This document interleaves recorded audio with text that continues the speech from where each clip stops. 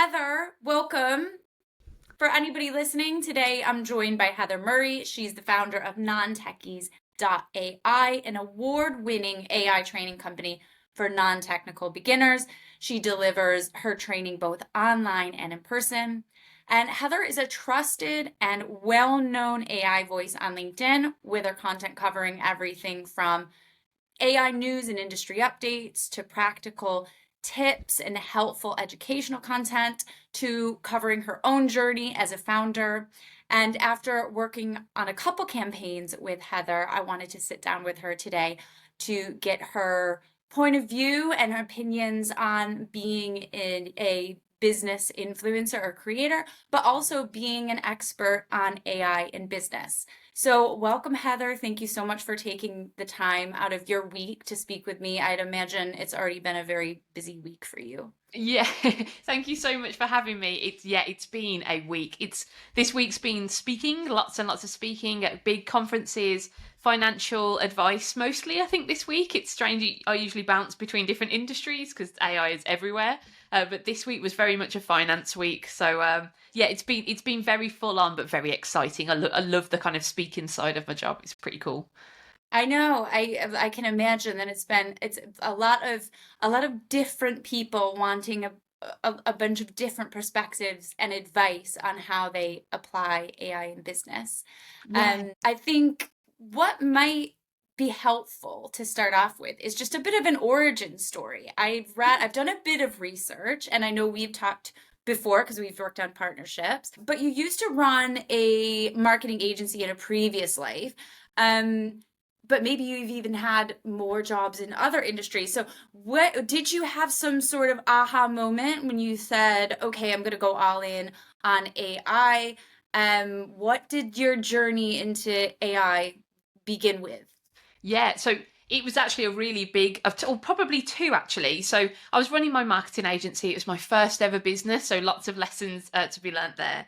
And I loved it, absolutely loved it. And we got probably about 4 years in, 3.5 years in, we got asked to run a campaign for we were mostly content and copy, but run a campaign for a big company. They had a $10 million product that they wanted to sell, and they had a list of people they wanted to sell it to, and they said they've spent years and hundreds of thousands of dollars on trying to kind of open those doors and just trying to get those calls in with these specific people.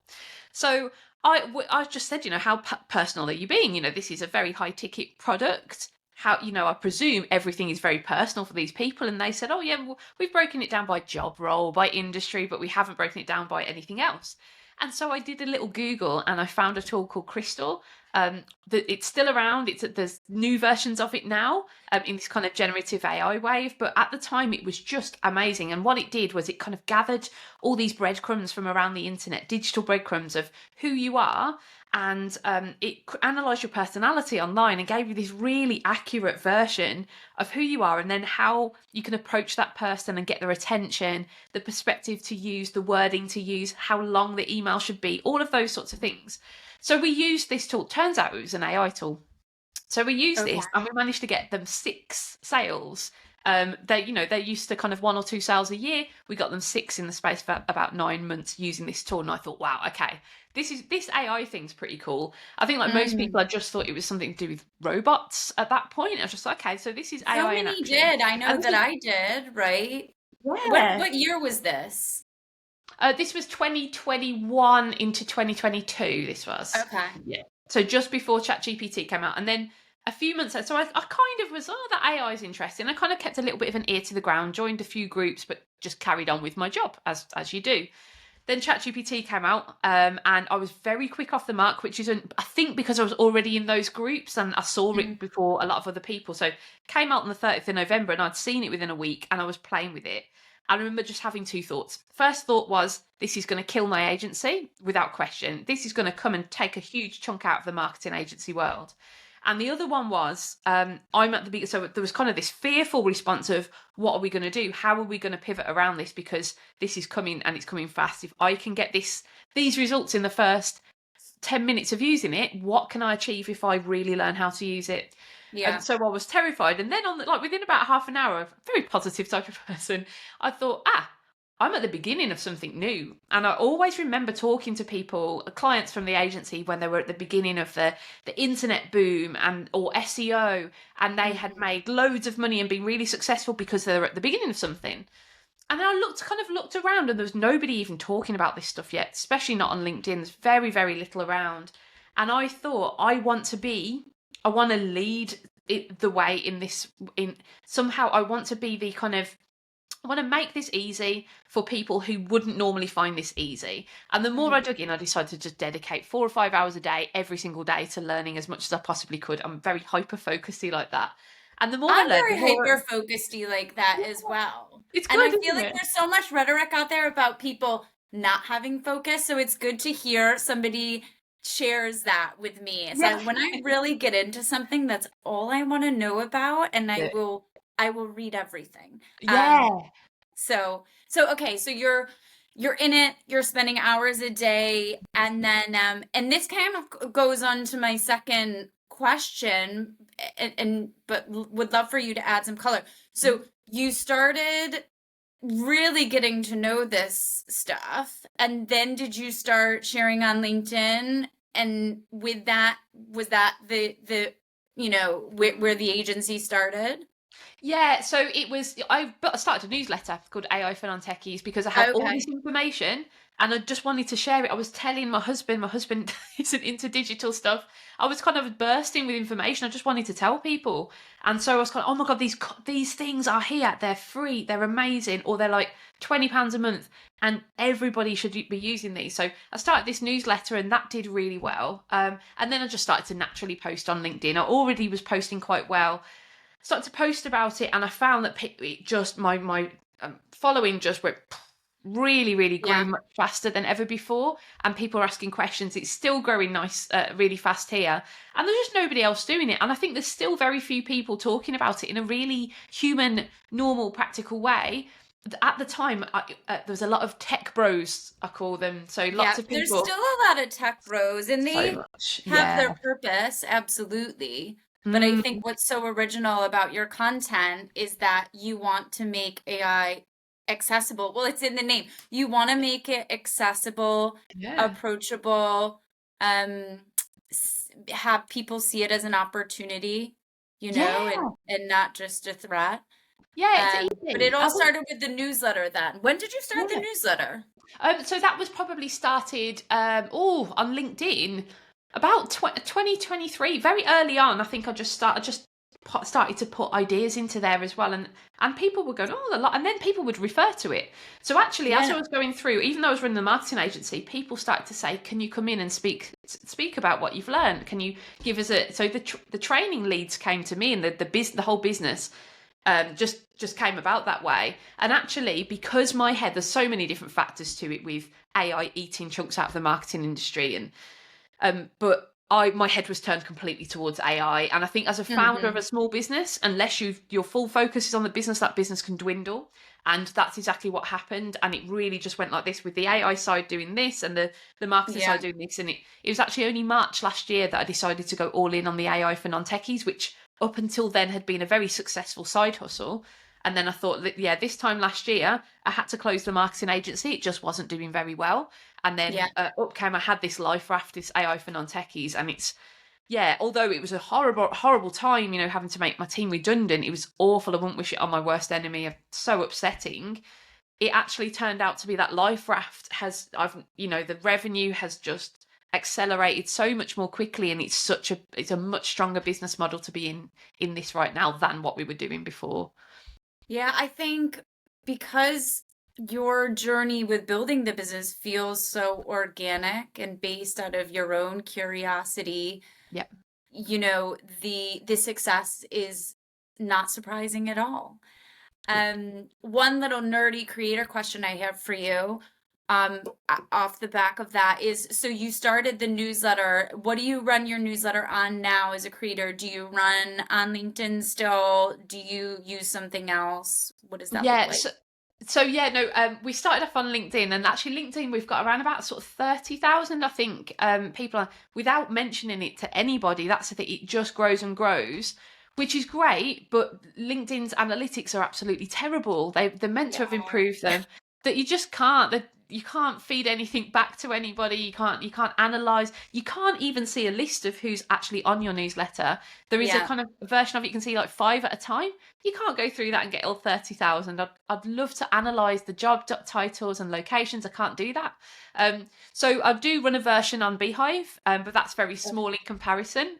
It's been one of those things with the newsletter that it grew so easily on LinkedIn, and then I moved it over, got to about 10,000 on Beehive, and then I did a list clean, and we're now at kind of like for about 6,000, I think, on the Beehive side, so that I can analyze. And that 6,000 is maybe at sort of like 70-80% open rate, so it's really nice engaged audience, and it's really amazing because people constantly refer back to that newsletter. That's 6 or 7,000 people is really, really nice. In whenever I meet people in real life, they say, "Oh, your newsletter," I refer back to it, so it's really good. But it's been a massive challenge knowing that there's the 30,000 on LinkedIn that I can't extract. I can't send a big mail Yeah. out to them saying, "Hey, everybody come over to Beehive." That's definitely on the agenda. So I know that those people are there. So we're going to start to do a teaser on LinkedIn and say, look, if you want to read the rest, click this button, come over, and you'll get it in your email instead, and migrate people over. And that's our That's strategy.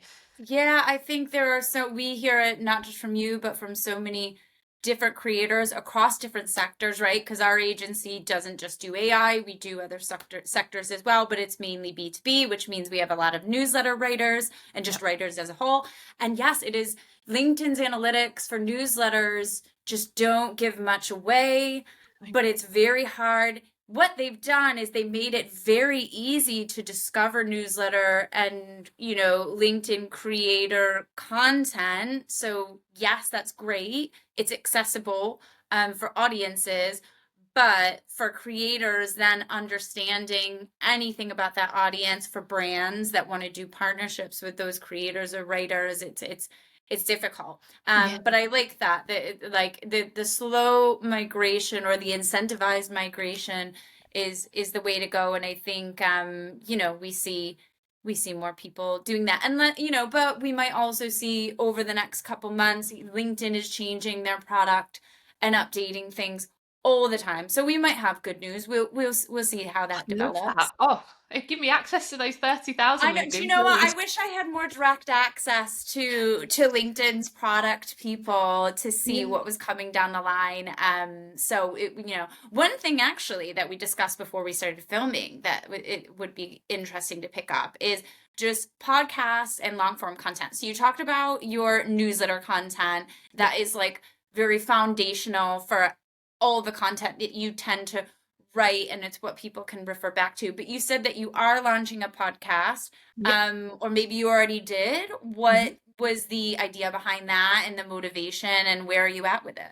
Yeah, so I'm on. So we're actually on episode 2 now. I've just filmed a few. 2 is coming out on the 19th. So we're actually only starting nice and slow. I'm classic founder wearing so many hats. I can't be doing the weekly ones, although I know Yeah. weekly would work better. So we're trying to kind of dip our toe in the water. But what it's called is How I Use AI, because I think there is just very few real people that don't work in the AI world actually talking about how they use AI Yeah. successfully. So I've put up financial advisors and consultants and coaches and all these different people that are like, I'm using this tool and this is what effect it's had on my business. And here's where I went wrong. And it's just a kind of sort of 20-minute, just an insight into somebody just like you who's really using AI instead of all these people peddling services. So I can talk about how wonderful AI is until the cows come home. But I'm selling AI services. I wanted it to come from a trustworthy source as well. So yeah, it's been really, really interesting to hear how people are using it. So little short, do it in your lunch break, sort of 20-minute podcast is what we're going for. So very early days, but it's out on Spotify and all the usual channels now.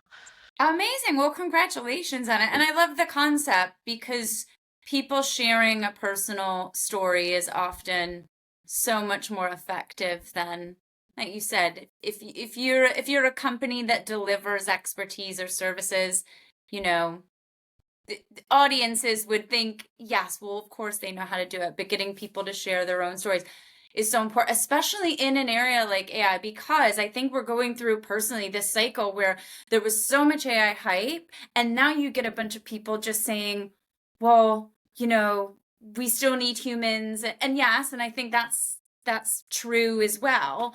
But having those real success stories, I feel like is the nice balance between the hype and then the naysayers, and you need this content in the middle that kind of demonstrates what's actually happening out there. Yeah, because out there, And I think a lot of people, like with the hope, they say everything's going to change, your job's going to be unrecognizable. That's not where we are right now. We're not in this transformation bit, we're in an augmentation bit. So we are able to do things in a slightly different way and a slightly more efficient way, and that's exciting. If we can save 2 or 3 hours a week to begin with, realistically, that's what most people can save. And then if you get a little bit more into it, you could be saving 10 hours a week. That's amazing. That's a whole other day to the week. That's enough reason, I think, for most people to put some time into learning it. But we're not yet.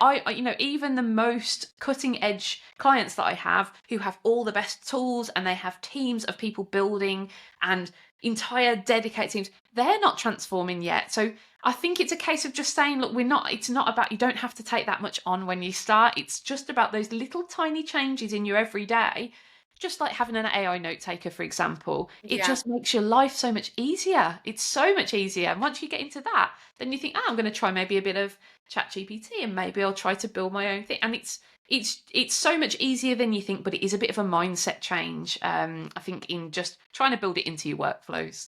Yeah, for sure. How have you, as a creator, as a writer, somebody sharing on LinkedIn, how and when did you get started using AI tools, and are they kind of really foundational into how you work now? Maybe Oh, both onto perspective as well as workflow. Like, yeah.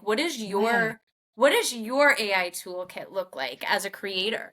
It's huge. I think for me, I love writing. I love writing. I've been a writer, just been scribbling on books since I was able to write.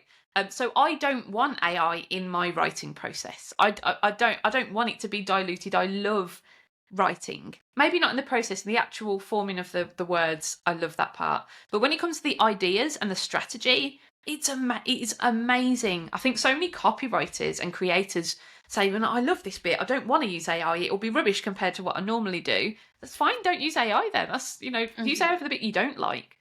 So yeah, using things like, you can, if you have an idea, so one of the things I find it really helps with, say you've written a post and it's all perfect and you just can't think of a way to end the post, or you've got a section in the middle and you've got a bit, you kind of, I want to say this bit, I just can't work out how to say it. Claude, absolutely brilliant. If you put this in and say, set a character, say act as a LinkedIn ghostwriter, read my post and create this middle section for me, it gets it 99% of the way there, and it just gets you unstuck. So where you might kind of sit there for maybe an hour going back and forth with the wording, it can really, really help. The same thing with visuals as well. So ChatGPT's latest image generator is really good for just simple infographics, for conveying concepts. It goes really well with it. The algorithm seems to like AI generated images unless they're photorealistic. Then it doesn't Mm. seem to like them, which is good because I don't want photorealism to be kind of pushed as realistic images. So like being able to create, instead of, for me, I'm not great graphically. I can use Canva templates, but I think you can really see when people have used Canva unless they're kind of genuinely very good. But it's saved. Yeah. I'm able to create a quick infographic, illustrate a concept really easily, and then Claude can help me finish off a post. Same with if you want to research an idea as well. If I want to do, for example, right now I'm doing a kind of Copilot. It's not my favorite tool, but most of my clients have Copilot. Yeah, Um, I like it's something that I've been looking into for our own agency. yeah, I haven't had much success, but what are yeah. your co-pilot views? Where are you at? Yeah, it's not the strongest. If you're picking between chatbots, Copilot is probably the worst. There's probably a big four. There's ChatGPT, Claude, Gemini, and Copilot. Copilot is definitely not as able, but it's really good how it sits within your Yes. 365. Yeah, Yeah, that's the cool bit. that's how they get you, That's how they get It's you. Yeah, and I saw you did have a post, I think it was earlier this week, on just saying that hopefully with some improvements and some updates, yeah, we're going to see a lot more success with it because it is so embedded into Yeah. so many businesses, or the Microsoft suite of tools is. So I'm feeling hopeful and positive about that one because I need it to be. Yeah. Yeah, I hope so. And I think what they've promised sounds perfect. It's exactly what they should be doing. We just need them to deliver now. And I think sometimes with Microsoft, they overpromise and underdeliver. So I'm really waiting to, I want to get my hands on that wave two of Copilot because, yeah, the things they've listed shows me that they're aware of their own flaws and that they're trying to fix them. And that would bring it back up to a really useful level then. But yeah, so trying to research things like, Copilot for Excel to write a post. I can use something like Google's AI Studio and just add in a load of YouTube videos. It will watch those videos for me and pull out all the key points. And then I can, instead of sitting there listening to watching videos, I can have those key points and start to then just investigate off the back of that and come up with a really good, strong post that's based not on Mm. my own, not just on my own experiences, but on the experiences of these YouTubers as well. So it's kind of like working in a team to create content. Um, yeah, there's so many things. It's mostly in the ideation, and then in final editing. Sometimes I check that there's no spelling mistakes. Although I don't think that matters too much on your own profiles. If you make a spelling mistake, Yeah. it's almost a bit more genuine when you I do. think people really appreciate the fact that some individual person pressed play or hit it live, and Yeah. with that is like, okay, there's mistakes, there's edits, Yeah. people, I know like we work in B2B influencer marketing, but in the consumer space there has been this whole trend toward lo-fi content, as it were, because it means that it's genuine, it's more authentic, and I think Yeah. that resonates with people, particularly today when everything can be so polished or robotic, because Yeah. of AI. One question, I guess, following up from that is that, okay, so you are posting all the time. You've kind of got your toolkit that allows you to do that. How do you feel about being, I guess, an influential business voice on LinkedIn or a LinkedIn creator? The reason I ask is because you're running a big business that's separate from all that. So how do you Mhm. think about the two, right? And what would you say to anybody else considering it? Because what we see is that maybe some people that we speak to are like, creating content is maybe not, or doing some sort of brand partnership or social content partnership isn't front of mind for me because I'm doing something else. It would be great to hear anything you want to riff on that topic. Sure, yeah. No, it's really strange. It feels like two separate things, but one very much fuels the other, and yeah, they fuel each other actually. I would, of course, creating content, I would love to be able to do this full time, to sit there, plan it all out and create amazing graphics so that when I have had the time in the past, which just doesn't seem to exist anymore, to be able to sit there and create amazing stuff and have a real plan and have content plan for weeks ahead. That would be amazing and work with loads of brands and it could be beautiful. But in the end, it has to be a small part of my day when I'm running a business that's growing as fast as this one. So Hmm. it's but the business wouldn't be growing as fast if the creation wasn't happening.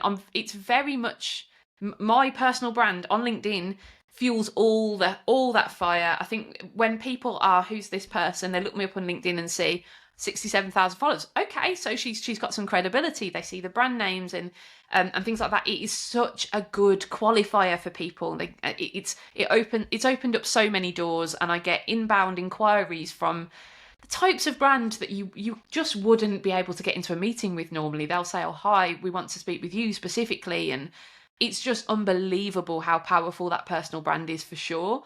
But as I say, I need to be out there and actually running this business to give me the good stuff to feed back into my posts as well, to show people what's happening on the ground. I can't exist in this creator bubble because I'm not doing the doing then. I need to show Right. what's gone wrong, what's happening, what companies actually think, what's going on in workshops, where are people struggling with AI. So it's a balance and it's a tough balance to It do. is Like, a tough balance, I think, yeah. particularly for business voices, for people that are in business, running a business, Mm. an expert in an industry. How does one find the time to balance the two? Which I guess is, I've thought about this same point as well. Is so for people that are thinking about, do I want to be a business influencer or a B2B creator?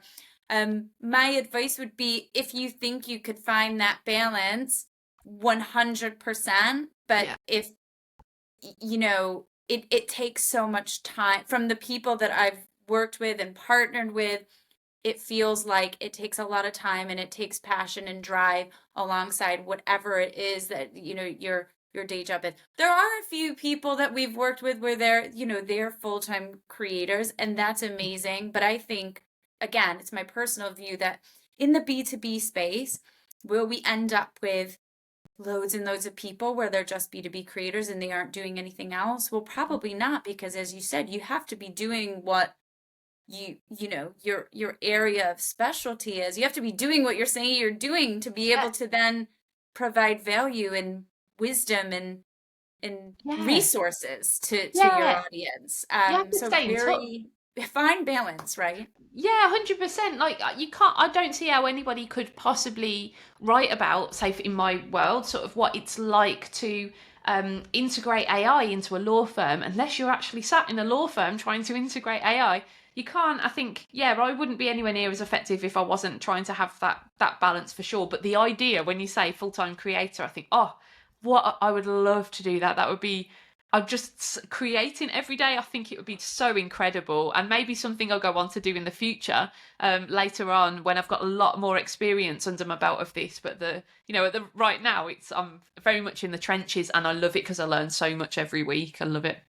Absolutely. What do you think about the process? So this is the space, influencer marketing for business brands, for B2B brands, Mhm. relatively new, right? Yep. How have you found that process so far of working with brands? I know we've worked with, I think, HubSpot and Sage Yeah. over the past couple months. What has it been like for you? Had you done anything like that before? Well, I guess you ran a marketing agency, but yeah, what's it been like, the process of Yeah. getting a brand partnership live? I mean, I was really worried at first because I always thought doing this type of influencer work would be, hey, everybody, buy this product, here's my code. And I always am focusing on every single post I write. I think, what are people going to, is this a reason to follow me? What are they getting out of it? Are they getting something for free, something they want to talk about, or something to think about? That's always what I want to be doing. Value, value, value, always. And then when you do make an ask, people are like, yeah, sure, it's that rule of reciprocity. They're like, I want to support you because you've supported me all this time. Mm. And so I worried that brand partnerships would really dilute that. And then it was a conversation I had with you guys actually, that when I was saying, look, I only want to do this valuable stuff, and you were like, yeah, we only work with brands that want to do that too. And actually, it's leveraging. I love it because it gives me a challenge, and that challenge is, right, okay, here's something that we want to work together on. Then how can you make this into a really valuable post that also still promotes this or talks about this topic? And I love that as a challenge as well. I think that's it's been really exciting, and to work alongside those brands as well. So I have done a little bit of work before in sort of influencer type stuff, and I think I get approached a lot on LinkedIn, and they just say, hey, here's a code, talk about our thing, here's some free access to it, and there's no co-creation, there's no Mm. guidelines, and it just feels a little bit flimsy, and that's the type of thing I want to avoid. So it's a no to that. But for the type of stuff I do with custom influence, it's a joy. It's genuinely enjoyable to work through those briefs and come up with something. And then actually it's quite nice also to report back on results and to go, look, I Yeah. went it, because nobody else Yes, cares I when you're on your own. know. So I'm saying to my husband, I did really well, and yeah, whatever. No, it's been amazing growing the business from our perspective too, because my background was in paid ads and paid media, where the insights are purely just numbers most of the time. And if I'm completely honest, it's just not as interesting as the influencer and creator space. Yeah. And when you work with individuals and when it's human based, you do get that human feedback. You get that, hey, I think this did good because of this reason, actually. Yeah. Um, which you don't get a lot with just a paid ad. So I love that. And I also did want to echo the fact that, like, when we set out to create the agency, we also had this view of, we don't want this to be like affiliates 2.0, or Mm. people just having a discount code, or too much like consumer where it's so transactional. And that's Mhm. actually one of the reasons that I really like specializing for in business brands or technology brands, or whatever, whatever our brands and partners are going to be, because most of them, well, I would say all of them actually that we've worked with, because it's so foundational to what we do, they're not focused on sales. A B2B buying journey is long, it's complex, it requires multiple people for a decision to be made. And so having kind of a buy now message or a discount code, or having it be too much like affiliates, just doesn't, we've never seen it work. Yep. And that's what, we try to set the bar there. And so far, we've put some really fascinating partnerships together. Um, on off the back of the process question, one thing I did want to ask you about was more of the agentic AI side of things. And this is a selfish question because I run a marketing agency, right? And we are between brands and creators and trying to get things done and content approved and reports back and Mhm. all of these things. What do you think?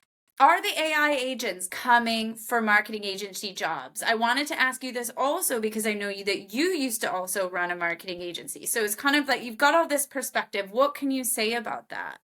Um, yeah, I would definitely say it is coming for some. So certainly I can speak like better around the content world. So because that's what my agency was. So that whole process of having a brief. That brief, by the way, agency briefs make perfect prompts for because the level of detail is right. So that Mm-hmm. was already a bit of a problem for humans, I think. But yeah, coming from a even the ideation of the brief and the creation of the brief going a little bit further to the client side. But anyway, so that brief into concepts and ideas into really well written, which is perfectly possible with AI, well written content, then editing, then send it back to the client and getting feedback and all that sort of stuff. That's not even agentic. With AI and automation, that can all be done well. Um, with agentic, you end up being able to do more and it can solve problems. So where you could set up an automation with AI elements, so you could have an automated workflow on something like Make, and all Mm-hmm. that could be happening as individual modules. But if something goes wrong, it just stops. Whereas with Yeah. an agent will go, okay, let's figure out how to fix this, and it will fix it, and it will not just do that; it will be on a cycle of continuous improvement as well. So this content will be getting better and better. So I can see a cycle where it's going to be constantly analyzing how content did, feeding back with the elements that made sense. What did we have in pieces 1, 2, and 4 that we didn't have in 7 and 8, and it will do that in a microsecond and come back and feed that back into the ideation again. And it's going to create genuinely good content. What it's going to need is the human input, because AI's never been anywhere or done anything. It's never Mm. going to give an opinion or a thought or that type of that human hook that we're going to need. So it's going to need to stop somewhere to ask humans for ideas and for experience, take that, and then pull it back into the machine. So I think, yeah, it's 100% going to be taking some jobs, but it's also going to be generating others. I always Yeah. think of, when I first started, my very first job was in KPMG. I was a junior secretary, and I didn't have my job there. Social media didn't exist at that point. Nobody had Mm. social media, and that kind of I was my job was to sit there and listen to cassettes and type them all out for the people at KPMG, and that was my job, and I loved it actually. It's something, when you're young, it was a nice easy job, and that job doesn't exist anymore. But shortly after, then came all of the Facebook and LinkedIn and all of that sort of stuff, and that generated about 5 or 6 other jobs. And it's kind of, I think it's just how technology works, isn't it? It's nothing new for technology to come and take jobs and create others. It's exactly what AI is going to do. But perhaps I think it's going to be a little slower than everyone's worrying about. I don't think it's going to be 6 months' time that we won't have any marketing agencies. I think agencies are going to have a slightly different role and be more advisory. I Yeah. think that human element, which is going to be more enjoyable for agencies. People don't generally enjoy the kind of bit that AI can come and take anyway. And if we've all got our own agents, we can spend time on the bits that we love. So I think it's definitely going to change. Definitely going to change the marketing agency landscape for sure, but not as quickly as we think. Okay, yeah, I think it's as we scale our agency and as we're hiring, my approach has been, okay, we're going to hire the human, but then what is our investment? Can we make an equal investment in AI with Mm, every hire, or not equal, but a sensible investment in AI? Because agreed, I think the way that we'll get things done is going to require a new way of being able to configure AI, and that means a different maybe skill set or different talent than 5 years ago if you were building out an agency team. So good to mm, hear your perspective on that, and something that again I'll keep in mind as we're growing our agency. yeah. I'm conscious of time, so I wanted to wrap up with maybe another piece of advice or any practical tips on anything you can offer up, let's say B2B marketers at this point, or aspiring business creators. That's probably who's going to listen to this. What do you want to leave us with? I think for everybody, first of all, don't be scared of it. Don't ignore it. Don't be frightened of it. It's really easy to use. There's just a lot of it. So although there is a learning curve, this isn't something you can break. It's designed to work for non-technical brains. So when you sit and have a play with it, you'll be astounded with how much you can achieve just through that. But it's well worth taking the time to do this. It's just going to be as important as knowing how to use a computer or knowing how to use the internet. It's just part of what our everyday working now. So I think for when you're talking about people creating businesses, oh, it is such an exciting time for one man or one woman bands. Wow, like to own a business, you can now get to much higher revenue levels than you ever could before because you can you can grow without hiring. You can work out what you Mm-hmm. need and you can create an AI assistant that can do that. I've got 30. I've been able to hit higher revenue because I have my team of 30. I have my human team, my AI team. And I think that's a really, really exciting time to start a new business. If you're starting a new business, spend a big chunk of your time learning as much as you can about AI. But anybody who hasn't properly started yet, just pick a tool, pick ChatGPT, great place to start, and open it up and just type hi. Just have a conversation with it. Don't worry about any rules or regulations. Just have a little conversation with it, talk to it, and start to get to know it because it's a fantastic tool. You don't need to have 1,000 tools, just one, and you can Just achieve start so with much. one. That's actually what I've been doing this week, actually. I knew I was going to have this conversation, and I've used my own toolkit. And then slowly but surely now, like every week, I'm saying, okay, what can I look? I looked at perplexity this week. That was this week's undertaking. So you're right. It's just if you haven't started yet, start small and then add from there. Yeah, And thank you, Heather, so much for speaking with me, talking about life as a creator, life as a businesswoman, AI for business, everything we've covered. I really appreciate it. thank you And for having me. I'm looking forward to more partnerships soon. Yeah, me too. Thank you so much for having me. I really enjoyed the conversation. And if anybody isn't following Heather already, I will link to her LinkedIn and her newsletter and now her podcast in the show notes. So thank you so much. And Heather, I'll speak to you soon. Thanks very much. See you soon.